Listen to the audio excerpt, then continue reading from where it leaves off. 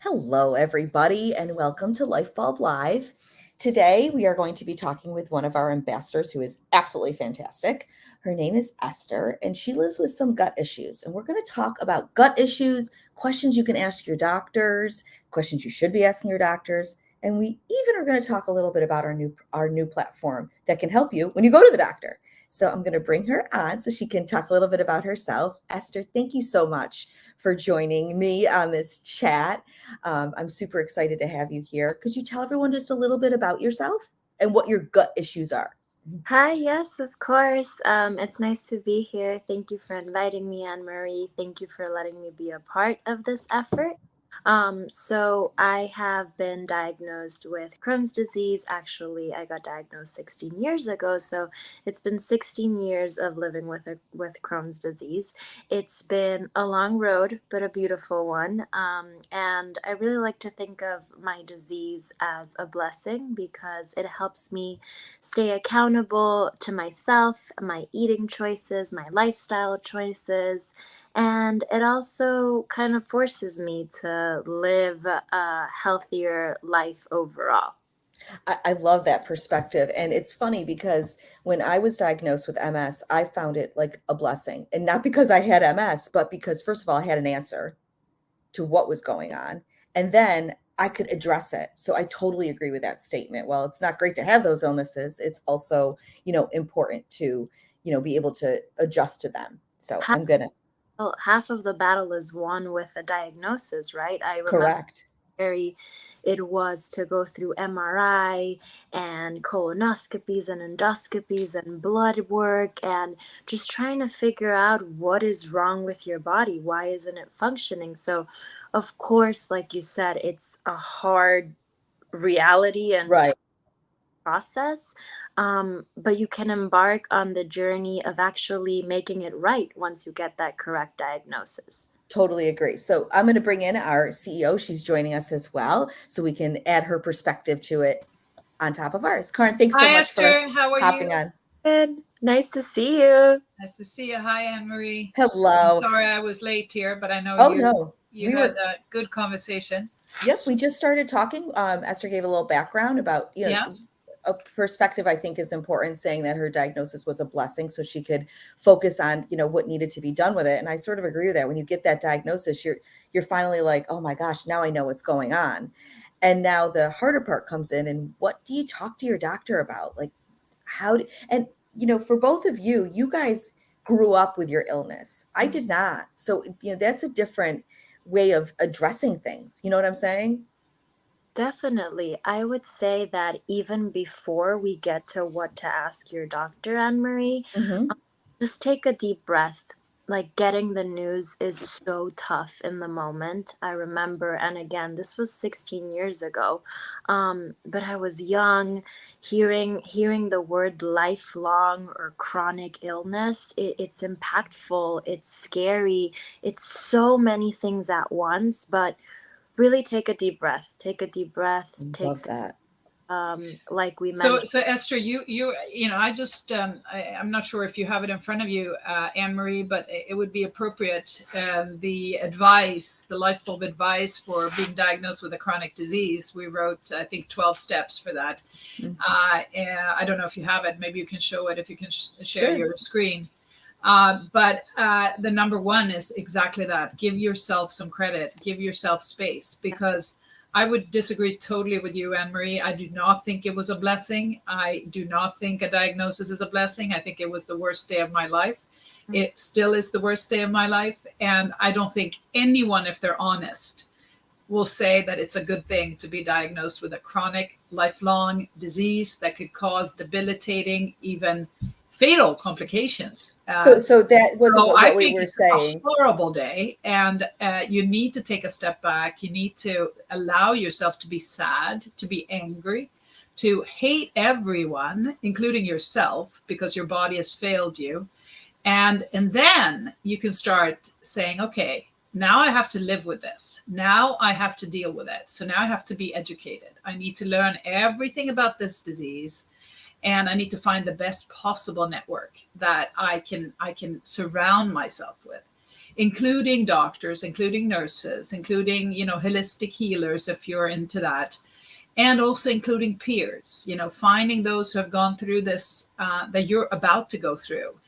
But I think that the diagnosis, the moment of diagnosis, when you're told that your body has failed you and it is not going to be repaired unless there's a huge scientific discovery of some sort that will cure you, which is not likely, you gotta feel pretty bad about that in that moment. Yeah, we weren't saying the diagnosis was a blessing. We were blessed that we finally had an answer to what was going on with us, and Okay. now we can focus on what needs to be done. Okay. And Okay. those emotions are definitely part of that. I just want to shout out to one of our ambassadors. Rick is watching and letting us know that he wants us to all be good today. So that's always a good vibe to send out, and we love Rick and his perspective. Yeah. So yeah, those Anyway, emotions I think come that the rushing moment in. of diagnosis is really it's a moment that everyone remembers. Independent of age or who you are, it's a change. And although many of us probably have known that there was something wrong and there is clarity upon diagnosis, I think that we probably, when those words were said, we probably still had the hope that it would be something that could go away, that it wouldn't be that diagnosis. I don't know, Esther, what did you feel? I completely understand, and I agree with you. That moment, like you said, you never forget it. It changes your life forever.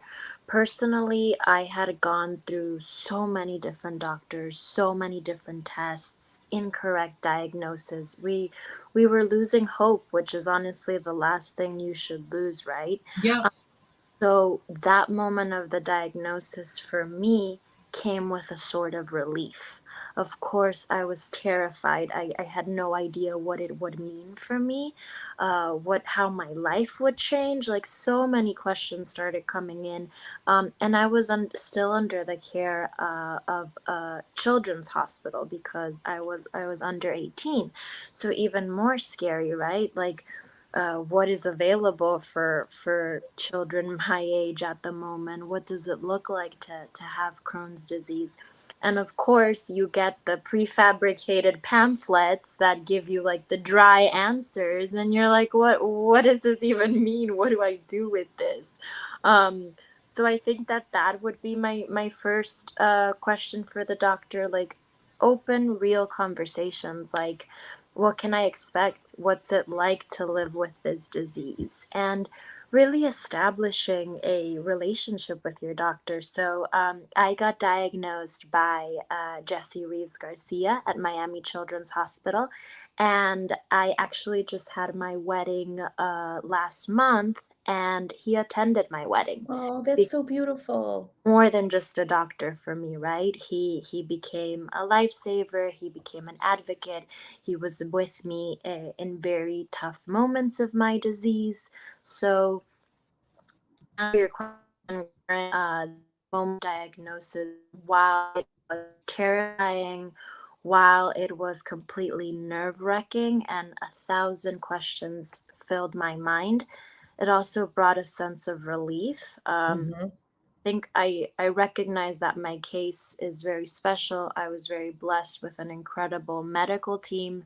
I recognize different cases, different bodies, different ways the disease affects us. But for myself, just having that answer that it was Crohn's disease, not anorexia, not an eating disorder, not uh, just another form of IBD, that brought some sense of hope back into my life. I mean, I did not want to be diagnosed with MS, but that is how I felt. To be honest with you, when I got the diagnosis, I was like, finally, someone's listening to me. Like, I'm not making this up in my head. I have Exactly. I have a question for you though, because you are so eloquent in how you speak and how you talk about your illness, and you were diagnosed so early. Did your parents really push you to talk to your doctor and not speak for you?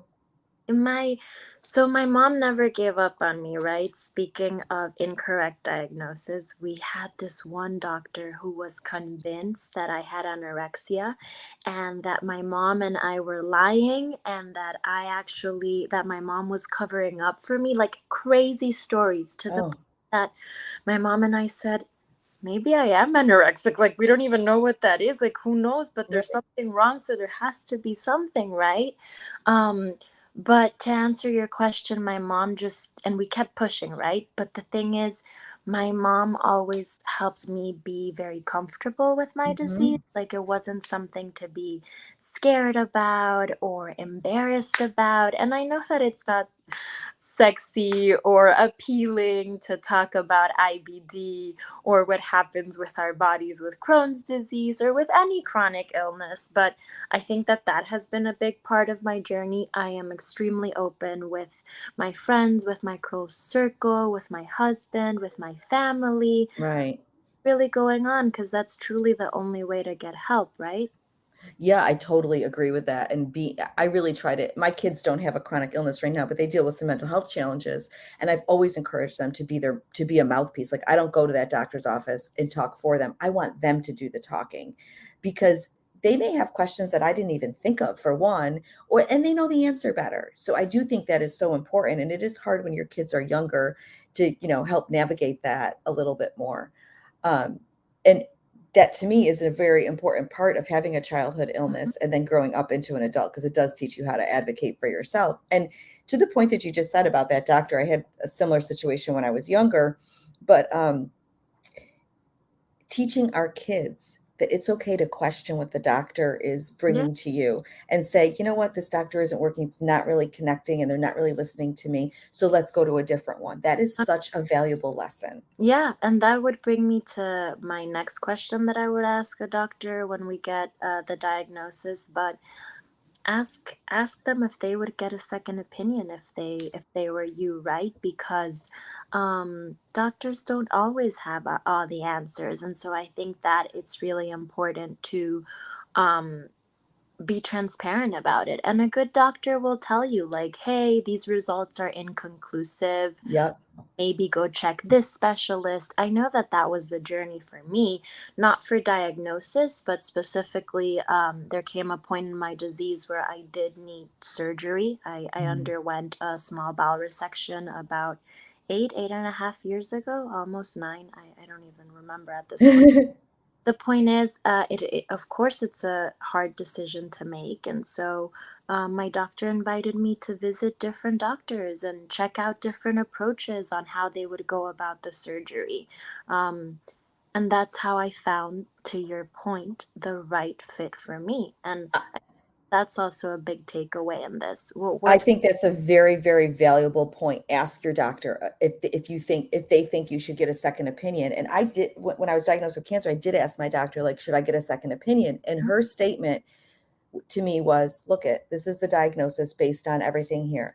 If you feel more comfortable getting a second opinion, you totally should. And if you feel more comfortable with that other doctor, I take no offense in you seeing that person. Don't worry about it. And she didn't mean this callously, but it resonated with me. She said, because if you don't come to me, I have 4 other patients behind you. Don't worry about that. I mean, she said it obviously more in doctor terms, but it gave me permission to get a second opinion. I didn't feel guilty about it, because let's be real, that is part of what we feel like 100%. we're like cheating on our doctor by doing that. But the reality is we really do need to be comfortable with our physician. It's personal to the doctors. It's only personal to you. It's Right. your journey. It's I your. love that, Esther. That is a beautiful statement. It's only personal to you, not to the doctors. I love that. You're the one living with this chronic illness. So find what works for you. It'll be a long journey. It'll be a long, long journey. And if you're not comfortable asking the right questions, if you're not comfortable getting answers from the one person who should be guiding you, because that was going to be another of my points. When you first get your diagnosis, um, don't go on WebMD. Don't go on the internet. Even starting to ask others in that initial moment of the diagnosis might not be the right step, because again, every body, every disease is different. So what works for me might not work for you, and vice versa. So, going directly to the source and having open lines of communication with your doctor is so important.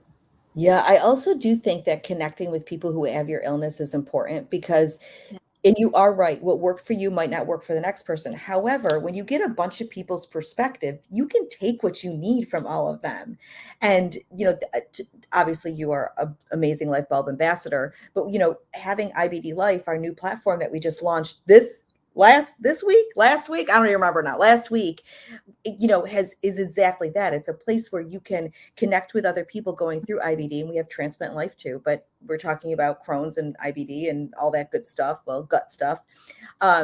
It's a place where you can connect with everybody that you need to get the questions answered, resources, and track your health, which we're talking about what to talk to your doctor about. You go to your doctor and he's going to ask you a list of questions to have that prepped for you when you go in.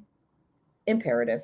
And I love that. I love that there. When I was sick, when I was diagnosed 16 years ago, I didn't have an online community who I could turn to, right? Right.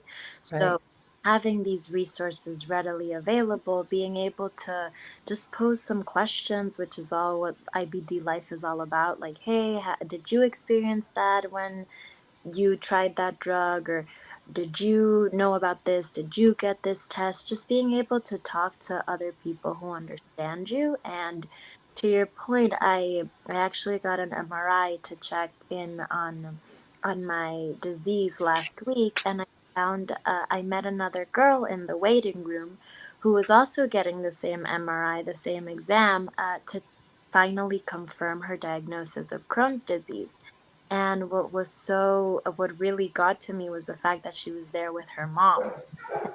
Mom worried, and that just reminded me to my mom and myself 16 years ago. So being able to tell them, like, it's not the end of the world, it's gonna be okay. Yes, if it is Crohn's disease, look at me. I look healthy. I am healthy. I live a healthy life. Like, take it easy. It won't be the end for you. I I think agree. that's incredible, Esther, and I think that's exactly what a person who is diagnosed with a chronic disease needs to hear. Yeah. And that's the education, the inspiration, the connectivity, and finally the empowerment that happens. Hopefully, for individuals who are being diagnosed, that moving from that moment of either, as you said, relief in having a diagnosis, or in my case, the anger of having a diagnosis, to motivation. Because I got to say, if I had not been diagnosed with type 1 diabetes, I don't think I would have done an MD or a PhD, or worked in the space that I have done and am doing. The passion and the focus that it has given me and many others is really fantastic. Definitely, You Karin. And I know, think an underlying point between the three of us and our chronic illnesses is, bottom line is giving yourself permission to feel whatever you're feeling, whether it's deep anger, whether relief, whether it's fear, whether it's skepticism. We're allowed to feel whatever we feel in that moment, that impactful moment of a diagnosis, because it does change your life. It does change your life. And a little bit of grief. I mean, you do have to grieve a little bit, and that could come in waves. It may not happen to you right at diagnosis. It may happen a couple of years later when you go to do X, Y, and Z, and you realize, that's not going to fit my health condition right now. And you love to do whatever it was. Grief is something I think that we forget about. And I was never told that I could be grieving something when I was diagnosed, but I definitely felt that. And I think another point to what we're talking about is comparison. We are all going through something different. Our chemical makeup's different, our environment's different, our support system's different. Yeah. So how I handle my illness is different than how somebody else is going to handle it. And that's okay. There's no right or wrong way to do this. No. And we're all already warriors taking that step of living with this disease, right? So Absolutely. it's already courageous of us. Absolutely. Well, Esther, it has just been a pleasure chatting with you. I think you are just a joy, and I'm so happy you're part of our community. Your writing is just spectacular, and we're super Thank you, proud to have Esther. you You're here. an inspiration. Thank you. Thank you both, you as well. And I invite everybody to reach out if they have questions. I know how scary it can be, not just the diagnosis, but to live with a chronic illness. I'm here to help others going through this path and hopefully show that there's light, right? Light at the end of that diagnosis. Oh, that's beautiful. And join us on IBD Life and check out some of Esther's upcoming posts. Thank you. Thank you you. so much.